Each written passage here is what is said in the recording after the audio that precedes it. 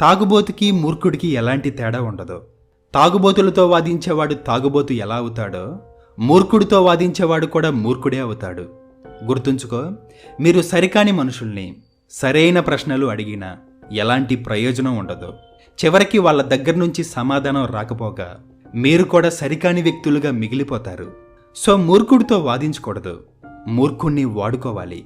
వాడి దగ్గర నీ స్థాయిలో నువ్వుంటూ పూర్తి ఎరుకతో మూర్ఖుడిలా మారిపోవాలి. ఇక్కడ మీకు డౌట్ రావచ్చు, అసలు మూర్ఖుల్ని వదిలేస్తే పోలా అని. కానీ అది అసాధ్యం. ఎందుకంటే ఈ ప్రపంచంలో తెలివైన వాళ్ళు తక్కువ ఉంటే బుర్ర తక్కువ వాళ్ళు ఎక్కువ ఉన్నారు. సో నువ్వు బ్రతకాలంటే మూర్ఖుల్ని ముడిసరుకుగా వాడుకోక తప్పదు. బికాజ్ సొసైటీలో నువ్వు కూడా ఒక భాగం కాబట్టి. అలా కాదని వాళ్ళకి హితబోధ చేయాలని చూస్తే వాళ్ళ రాక్షస పాదాలతో నీ పీక నొక్కుతారు. కావాలంటే ఒకసారి చరిత్ర పొటల్ని అడిగి చూడు.